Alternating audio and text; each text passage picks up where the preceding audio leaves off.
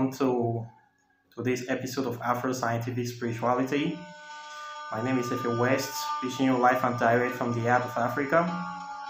If this is your first time on this channel, this is the place where we separate the facts from the fiction, the science from the superstition, and the concept from the misconceptions about African spirituality.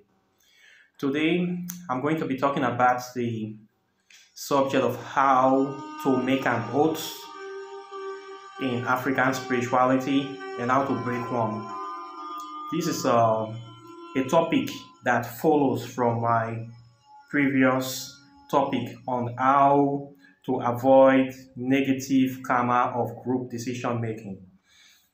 If you have watched the last video I did, you will understand why this is very necessary. Because in avoiding negative karma of group decision making, people, humans, are very intelligent, are very clever, and they know that you can be able to avoid karma, the negative karma of a group decision.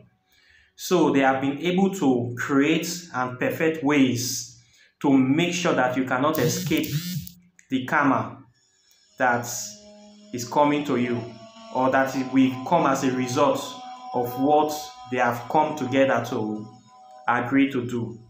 So they have brought different ways of making sure people abide by their decisions and people do not tell other people the secrets. Even after years have passed, they will make sure that you don't say anything until you die.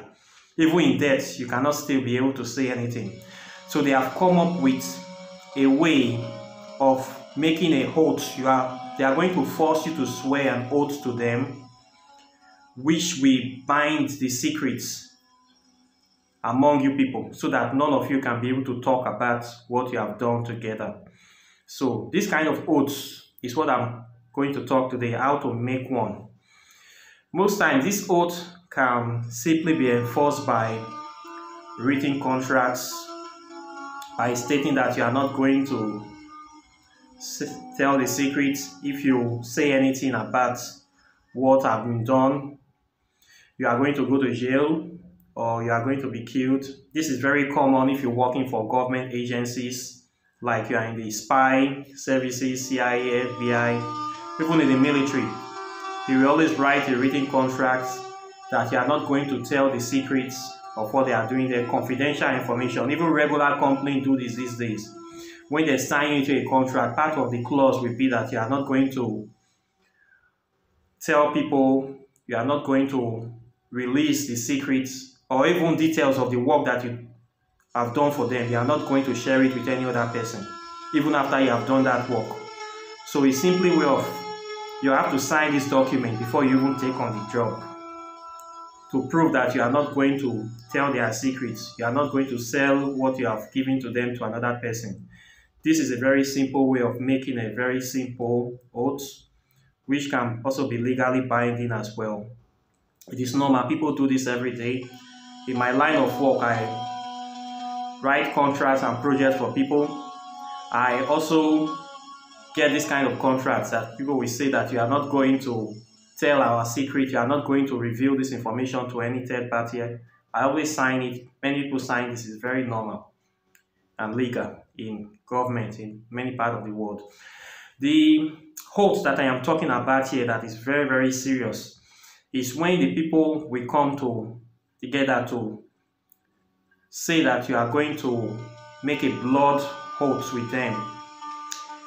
This is have serious spiritual significance, and in African spirituality, this is what entails. And in many spiritual societies, this is also a very major fact. The fact of making blood oaths to protect their secrets and their actions. In fact, the foundation of every secret society is based on secrecy of what they do. The very aim, the difference between a secret society and a regular society is that secret societies do not allow their members to talk about what they do. That is why it's a secret society. You cannot talk about anything, their rules, their norms, their traditions, their culture, their actions, their aim. You cannot talk about it. That is why it is secret. That is the power that they have. The power is in the secrecy of hiding what they do. So, from time to time, we see this kind of people coming together, whereby they will get individuals, pressure or seduce people to become members of their association or their societies. Then they will have to make sure that the members do not reveal anything they are doing inside. So they will have you people to make a blood oath that you will never talk and you will never leave the association until you die. In fact, you are going to be a member of the secret society forever. Their blood oath is most times forever, very powerful. This blood oath might entail people actually sharing their blood and mixing it together with something or giving it to a particular deity as an offering, as a proof of, as a sign that they are going to be loyal to the secret society, that they are going to follow the rules, that they are going to be bound by the rules, by the regulations, the traditions of the secret society. It might also involve them mixing their blood together and drinking it into each other. This one is very, very strong and very, very serious.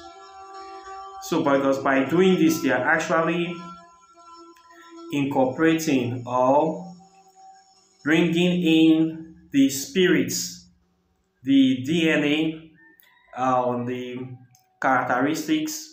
They are actually binding the spirits of each other together for a certain purpose. So this is a very oath that I am talking about. It's a very strong oath, and most very serious and deep, the deepest and darkest secret societies that we have. At the higher levels, this is what is obtainable. This is what they do in order to maintain the secrecy, maintain the power, and maintain their, how will I say, their authority upon the people that they are controlling. They have to make sure that they get the people, their acolytes, into a very strong blood oath by drinking the blood of the members into themselves, into everybody. So all of them will be united as one. They will be speaking with one voice. They will be moving with one spirit.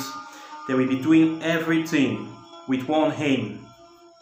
So this is the most powerful blood oath that I believe that humans can actually do with each other. And we have seen many secret societies that are practicing this kind of blood oath. Now, I will tell you the benefits and the dangers of this blood oath. The benefits are when a group of people, let's say 500, 1,000 people, or maybe 10,000 people comes together to bring their blood into a setting, to bring their blood together, to bind themselves by blood. What this means is that each of them have the power of, that is directly to the ratio of 10,000, exponential increase of power of will. These people now operate in line with each other, in spirit and in truth, in action.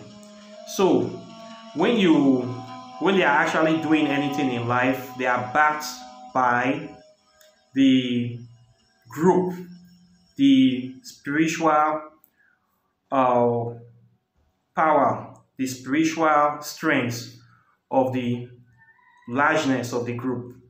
So let's say that kind of person is doing it right, invoking prosperity, wealth, love, or anything that they want. With the collective power of this group that have been bound by blood together, it is going to, whatever they are manifesting will be it will be directly proportional to the amount of people and the strength of the will of the people that have been grouped together to manifest, to use the same spirit to manifest that goal. So you can see the kind of power that this human can have in this lifetime. That's why you see most people that are in this kind of secret societies, they are naturally wealthy, they are powerful, they have all the things that you need in life. They have affluence, they have cars, they have houses, they are prosperous because they are using a group mind and a group spirit, the will of a powerful group, to achieve things in this lifetime. So you that is using just your one single mind and one spirit, you cannot easily compete with somebody that is using a group mind of, say, even 500 people, not to talk of 10,000 people having the same group mind, one spirit united as one.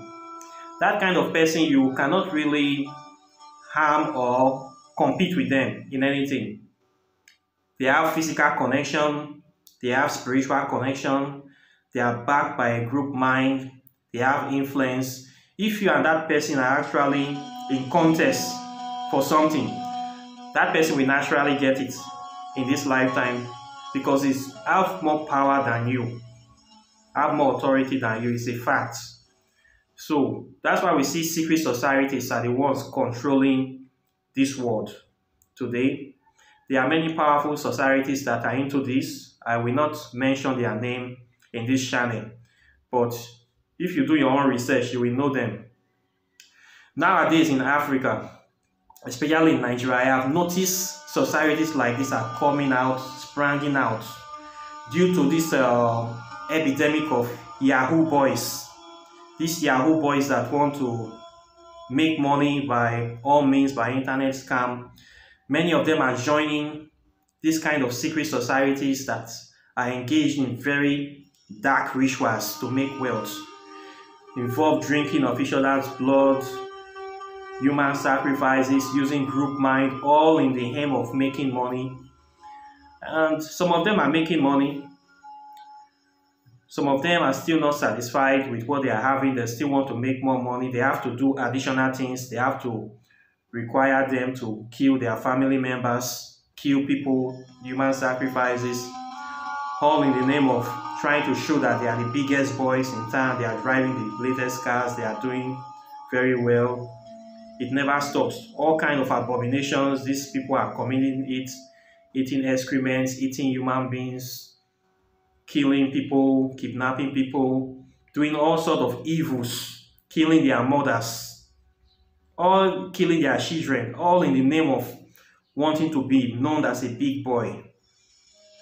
So this kind of societies, we see things like this happening, and it's very sad.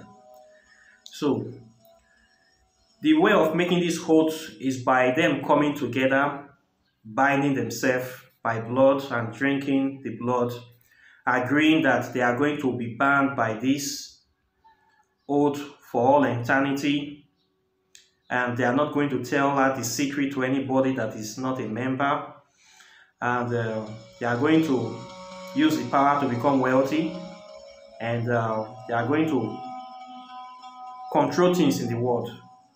That is all they know, nothing more, nothing less. We have also seen cases of people that have been tricked into getting themselves into these oaths. Maybe somebody will do not want to be a member, they will force them in and engage them in this kind of blood oath. We have seen cases in human trafficking where especially young girls will be trafficked to go and do prostitution from Africa to Europe to other countries. Then the human traffickers will now ban these girls in a blood oath threaten them that they must pay a large sum of money, maybe millions of naira, within a 3 or 5 years time. And if they don't pay this money, if they run, the demon or the juju is going to kill them. So these girls will agree to the oath. Sometimes they know fully well that this is what they want to do. They will accept the oath before they even go on the trip. Some will be forced into taking the blood oath. They will also be forced into prostitution. If you are in that kind of situation that you have been forced into a blood oath like this, you can break out of it. That is the good news. Even if you are tired of the oath, you enter into it willingly, but you are tired, you want to leave, you can still break out of it. There is a way of breaking out. I'm going to tell you how to do all that in this channel today. So, we have seen this kind of oath. This is how it is done. They come together, go to a certain wicked deity. We have so many evil spirits in the world today. They will look for a spirit that is very evil, that is quick to kill, spirit that always demands blood and life. They are going to go to the shrine of such a spirit, then they are going to make the oath in front of this kind of wicked spirit that if any of them break the oath, the spirit is going to kill them. So the person, the oath taker, will be very afraid and we not want to break the oath. They will start abiding by the contract so that they will not break it. So this is how people are forced to make oaths. The disadvantage is that when you have made this kind of oaths, you have bind yourself in a group mind, you start making wealth. When you die, your spirit cannot be able to reincarnate naturally anymore, or your spirit cannot be able to be ascended because you have destroyed your free will by you agreeing to such a oath to bind yourself with this deity or with this group mind of people by blood, meaning you are part of them. You cannot ascend. When the person has died, his spirit is going to be attached to that group mind because that is what they have agreed. They have sacrificed their free will.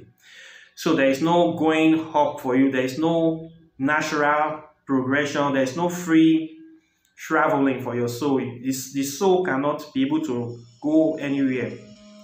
Cannot go any other planet. Cannot reincarnate. You just have to be tied to that very group mind. So all the members that have passed away, they are going to become part of the group mind. So what will happen with that soul is that there is no ascension because they are bound to this earth by that single action. They have sacrificed their free will to become something that must be dependent on what they have always been doing. So they are going to become demons. Yes, low-level spirits that are bound to the earth that cannot ascend anymore to any place of higher glory.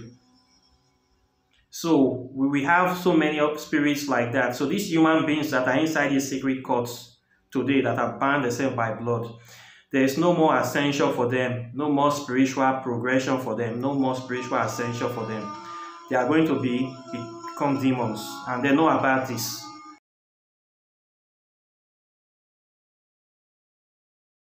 That there is no going home because they have bound themselves together. We have so many spirits like that today. If you open many grimoires, you are going to see such kind of spirits, evil spirits. They will tell you that we are legion, we are 1,000, we are 200,000, we are this, we are that, we are so many. Some of these spirits are spirits of people that have bound themselves together by blood in a secret society. Now that they have died, they have passed away, they are still grouped together. So these spirits can come together, they will form one entity in the name of whatever they have been venerating. That's why you see some of these spirits are very powerful, and there are so many of them in the world. They will not tell you where they come from, they will not tell you their origin. But they will only tell you that we are many, we are legions. We are 100,000, we are 200,000, we are 2,000 strong. How did they form? You don't know. But they will tell you things they can be able to do. Most times when you come across these spirits, they can be able to help you to do things because that is what they have always been doing. How to get wealth, how to prosper, how to get anything you summon them, they will get it very fast for you. This is just what they can do. They cannot do anything more than this. This is what they have been doing. This is what they are used to. This is the only thing they can do. No more work for you. No more exploring the galaxy. They are attached to this level. So when you begin to do things with this kind of spirits, at the end of the day, you might end up in an oath or making a pact with this spirit, and you are going to become one of them, attached to that group mind. So when you die too, you will become one. There's no ascension for you anymore. This is the major disadvantage of working with this kind of spirits or attaching yourself to this kind of spirits.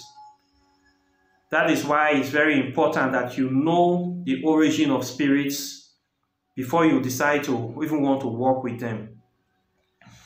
In my book, The Interrelationship Between the Evil Forest and Negative Space in Quantum Physics and African Spirituality, I was able to develop a very simple chart you can see on the screen of how to classify spirits, to know the origin of spirits, so that you can be able to know the right spirit to work with, so that you don't fall into the wrong hands or the wrong patron, because it will be very detrimental to your spirit and your ascension and your natural progression as a human being. So you need to know origin of spirits. As a result of this, you need to be asking questions. You must ask questions. Question the spirits. Ask them, where do you come from? What have you done in human existence? Who are the people that have always been venerating you? We have so many grimoires out here today. So many on the internet that you see books of spirits without no origin. We don't know where they come from. We don't know what they have done. But they want you to call on them. They want you to be working with them. It is very dangerous. There is a simple reason why I don't talk about spirit much in this channel. But I have worked with many spirits. I have come across many of them. Most people will ask me for recommendations of spirits to work with. The only deities I always recommend for you to work with, the first ones are your ancestors. People that have come before you, that you are a product of their seed, of their lineage. Those spirits are the spirits that have your best interests at heart, because you are their physical representation. They are very important that you should honor them and be working with them. You cannot ignore them. You cannot leave your ancestors and be venerating other people's ancestors that don't even know or care if you exist or not. This is the problem with the black race today. We have forgotten our own ancestors and we are now venerating ancestors of our enemies, that are people that have been trying to kill us. We are still invoking their spirit to kill us the more. And yet we are still going backward every day. The more we go backward, the more we call them into our life to oppress us. You don't know. The next set of spirits I only recommend are the Egyptian deities, because they are the mothers and fathers of civilization. And these are the spirits that have done things that have the best interest of humanity in their hearts, that have actually done things for the world. The Egyptian deities, we know them: Asa, Osiris, Aset, Isis, Eru, Horus, Ampu, Anubis, Trot, Lucifer, Rebekah, Sobek, Imhotep, Khonsu, Sekhmet, the old pantheon. Those are the only deities I recommend, because I know that those deities, they are gods. They are not low-level spirits. These are spirits that have traversed the galaxy, that have done the most work for the upliftment and development of humanity. for the time past. These are spirits that have physical evidence, documented evidence, history and story. They have actually done things that people know and people can prove. And they are actually present with us today. These are spirits that all other races have copied their story all over the world. Reduplicated their stories, are painting a different picture of them. Even the so-called Jesus Christ, the Christians, they came to Egypt to copy the story of the Trinity, the story of Osiris, and they distorted it in their Bible and they resold it back to Africa. So these are the only spirits I recommend for people to venerate. Your ancestors and the Egyptian deities, at least we know where those people come from. So for these other strange spirits that we don't really know where they come from, for the people venerating most of them, we would like to know more about the origin of the spirits. So if you really want people to venerate your spirit, you talk more about them. Tell them to tell you about them so that we know where they come from, what they have done for humanity, who are them, so we can be sure of what we are doing. I believe spirituality has to be based on common sense, must have physical and scientific evidence. Any spirituality that is not based on common sense, it's not straightforward, something that should be doubtful. So, this is the major disadvantage of people making blood oaths. You can join these secret societies, you get what you want, you have a very good life, but you should be aware that your spirit is not ascending. You are going to be here forever and you are going to perish with these planets because you have destroyed your free will because of how many years you're going to live of material gain. You have not sacrificed what you are going to get in the future. You have all sacrificed eternity of prosperity just because of what you are going to get now, just because of a piece of trash car that will be outdated tomorrow, just because of a house that it doesn't matter how beautiful the house is, you're still going to sleep in just one room. You see so many low mentality people in the world today that are into this kind of things. So it's very painful, but it's reality. We have more evil spirits in the head today than good spirits. So you have to be very careful with the kind of spirits you summon and the kind of oaths you make. But the good thing is that if you are being in a blood oath, you have been in a secret society and you have been forced to do this, you can easily leave. For you to break a blood oath like this is going to be a bit difficult, especially if you have been inside for so long, you have benefited many things. You should be ready to lose all what you have gotten from the secret society. You should be willing to sacrifice even your life because sometimes they might come after you to kill you. They will get angry. You should be ready for all this, but you can do it. And you can break this oath by going to a higher power. Maybe you people have been forced to perform this oath in front of a deity that is very wicked and active. You can go to another deity that have more power than this deity that you guys have been using, and that other deity will break the oath for you. And but you will lose all what you have gotten from these people. They are going to take everything back from you. So your life will be you are going to be starting back from zero. But you are going to break out of it if you really want to break out of it. You should be ready for that. Then if you are a person that have been forced through human trafficking to take such oaths, such blood oaths to be remitting money back to some human traffickers, that one is the easiest to break. Now in the world, we have so many offices and embassies that are fighting this problem of human trafficking. You can easily walk to the nearest embassy. It can be UK, American embassy, even the Nigerian embassy. You explain your situation to them, that you have been forced to take a blood oath by human traffickers to be giving them money and you don't want. They are even looking for those people to arrest right now because the situation is too much. And on the spiritual side, You can contact people like me or good spiritualists. They will help you to break such kind of spiritual oaths. It is not binding because you were forced into it. It is not by your will. And you can also break this by also contacting your ancestors. You can do that by lighting a simple candle, saying a little prayer, asking them to guide you, to remove you from this bandage. They are going to help you because they know that it's not your will. So this kind of oaths that are being done by human traffickers, they are even easiest to break out from. Okay. You report them, they are going to catch them. I have seen cases of people that have been put in prison.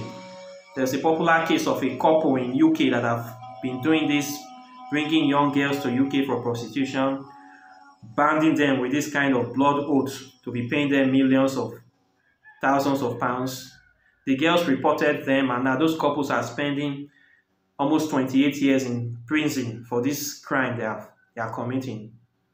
So, if you have been in a blood oath that is against your will, you can break out of it, report them to the nearest embassy.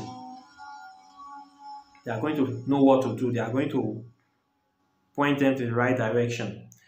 And if you have also been in a secret court and you people have taken blood oath together that you're not going to leave, you are going to be there forever, you can also break out of these secret societies. First thing you have to do, you have to run away. Out of sight is out of mind. When they stop seeing you, you have to prepare to disappear. You have to be quietly monitoring them, prepare your finances, whatever you can have. Do your best to run away from the area of where they know you. Whatever you're having, you can liquidate them, try to disappear. And also too, you can be able to contact a good spiritualist to help you to break the hold on the spiritual side. When they stop seeing you, they stop hearing about you, they look for you from time, they don't see you anymore, they are going to naturally leave you. They will try to come after you spiritually. They find out you are resisting. After some time, they will leave you alone. As far as you don't go into the open to tell their secrets out to people, you choose to be silent, they will leave you alone. I have seen people that have been members of such kind of secret societies and they left. They are still alive today. But what happened is that they lost most of the things they have been able to acquire because they didn't acquire those things naturally. They acquired it by the power of the secret societies. So naturally, it has to go back to where it comes from. So you should be ready. But I think that is a small price to pay for the freedom of your soul. So this is how you can break out of this kind of situations. People know that when they try to force people into evil things, people will try to resist. So they have to bring this blood oath system to bind you, to bind the negative karma to all of you, to bind your spirits so that you will not talk about their secrets for all eternity. That is the essence of this blood oath. So this is what blood oath does. And many of these demons that you see in the dream worlds that are having thousands of people under them or part of them, these are people that have bind themselves with blood oaths in time past. Now that they are dead, they are now trapped as one body, as one deity, using a group mind to be upon this planet, doing what they have been always known for doing. So you should be very careful about the kind of deities you summon. Try to know the origins of deities and try to avoid making blood oaths as much as possible. The deities, the real gods that are controlling these planets, the Egyptian deities, they don't require you making blood oaths. Real celestial deities, when you're dealing with them, they don't need your blood for anything. What they need is your heart and your dedication. When you come across spirits that are asking for blood and blood, you should be very, very careful. Real spirit with real power don't need your blood to do anything. They don't even need you to sacrifice any living animal for them. They are not blood drinkers. The spirits that I work with are not blood drinkers. They don't even accept animal sacrifice. You are not the one that created the animal in the first place. Why are you taking its life? So when you discover spirits that are always asking for blood, for blood all the time, you should be very, very careful what you are dealing with. You are probably dealing with a rogue spirit that is not right for you. Okay? So this is what I have for you today. I hope that the message is clear. Questions and comments are welcomed. Like and share this video.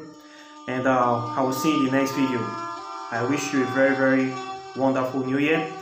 And I'll see you soon. Take care and bye.